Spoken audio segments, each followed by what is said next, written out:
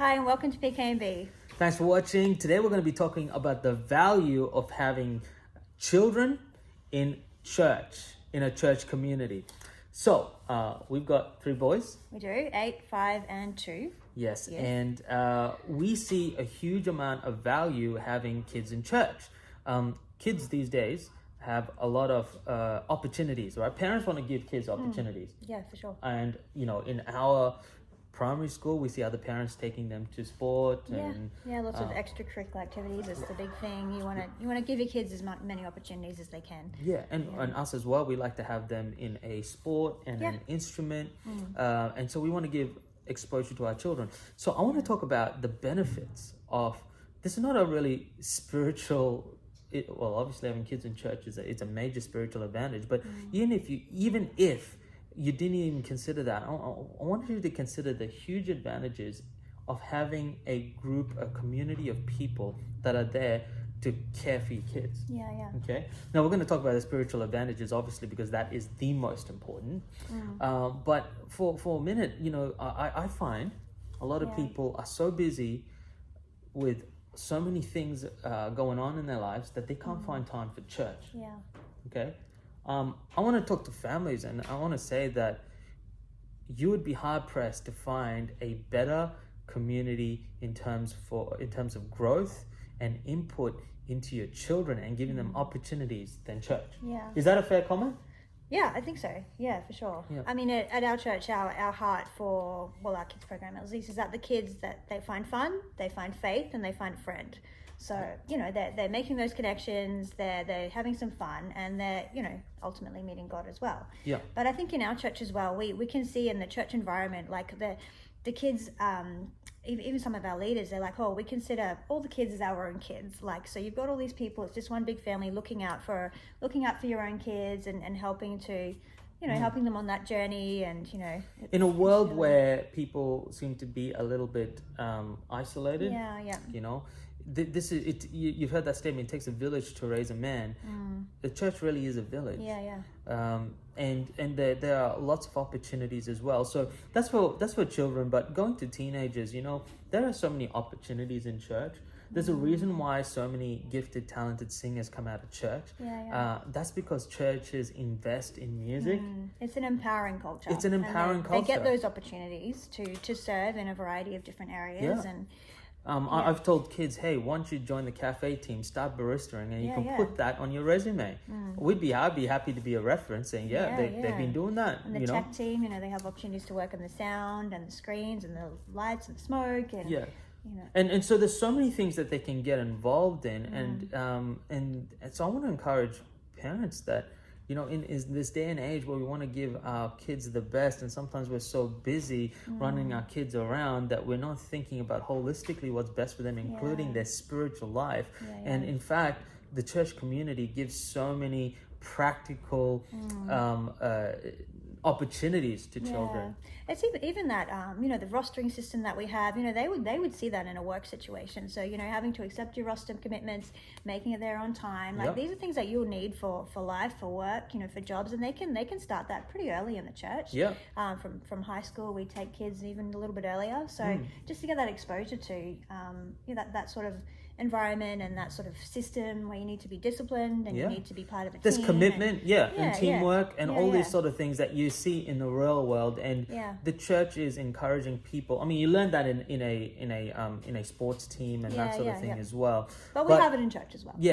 And more than all of that, that's all happening with a heart of service, with a heart of respect, with a heart of love, because of the work of Jesus on our hearts.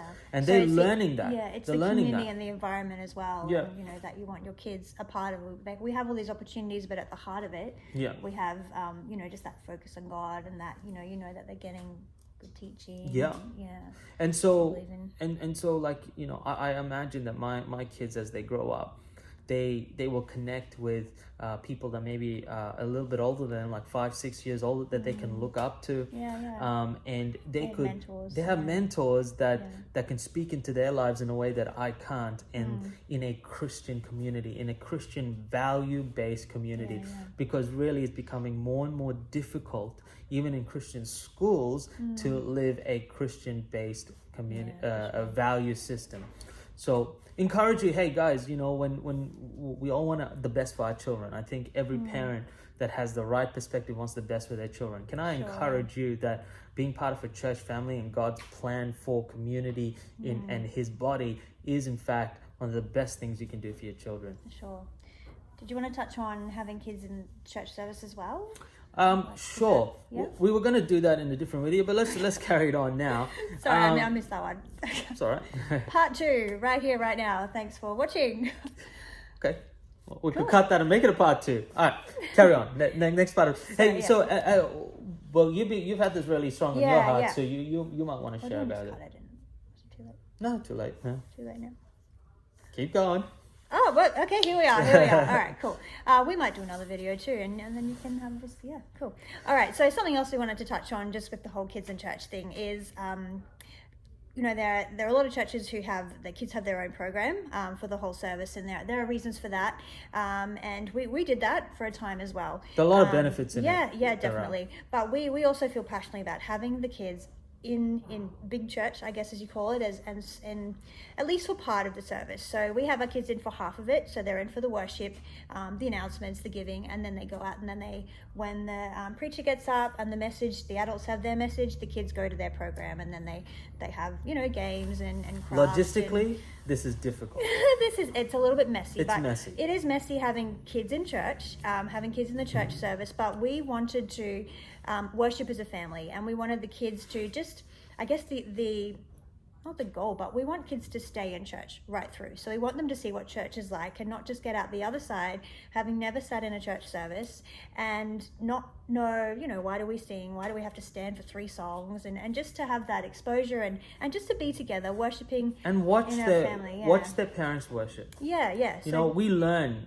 like from a very young age, everything that we learn by copying, right? You know, as a kid starts to pull up and starts to learn to walk, the reason they're doing that is because they're seeing everyone else do it, right? Yeah. You know, they don't have an instruction booklet. You're not necessarily pulling them up. You know, they learn. Same with language, right? Yeah. They learn by just listening. And so if you're gonna raise Christians as children, guess what? They've got to watch you do it. That's true. And so, you look at it as, you know, we're still every week, boys, stand up. This is why we stand. This is why we sit when everyone else sits. My kids just want to sit down. Yeah, we have to explain to them. We're trying to tell them every week. And we wonder sometimes if it's worth it. Is it worth it trying to explain it to them? But it is. It is. Yeah. You know. And we do actually sign our 0 to 4s in before service. Yes. So the little ones who really can't, you know, they our little one lasts one song and he's had enough. So we get that. So 0 to 4 years, they have their own program for the whole service. When they're a little bit older and they're able to, you know, stay in service without squawking and running around, then we actually, you know, encourage them to come in. So yeah. So we're serious about kids and the next generation, and we've put some prayer and some thinking into this. And I just wanted to add as well, as you said, modeling, seeing their parents worship as well. They're also seeing people on stage. They're seeing you know, the host. They're seeing the drummers. Often, you know, our little kids are just watching the drummer and drumming along. So, you know, they can see what that's like and aspire to be there at some point and just see. You know. The concern is that they come out of kids' church, they never experienced normal church, and all of a sudden the transition is like. They don't know what this is, right? When I was a kid, this whole like signing kids in at the start of the service kind of never existed. You know, it was all in and then out halfway, and it is messier, but we feel that it's something that we want to do to set our kids up for long-term flourishing in church. Yeah. Okay, well, thank you for watching our kids in church, both in the church environment and in the church service. If you are enjoying our content, give us a thumbs up, subscribe, so you can keep receiving our videos. And if you have watched this, just leave us a comment. Let us know what you think, or just let us know, hey, I watched your video. Thanks so much. We'll see you next time.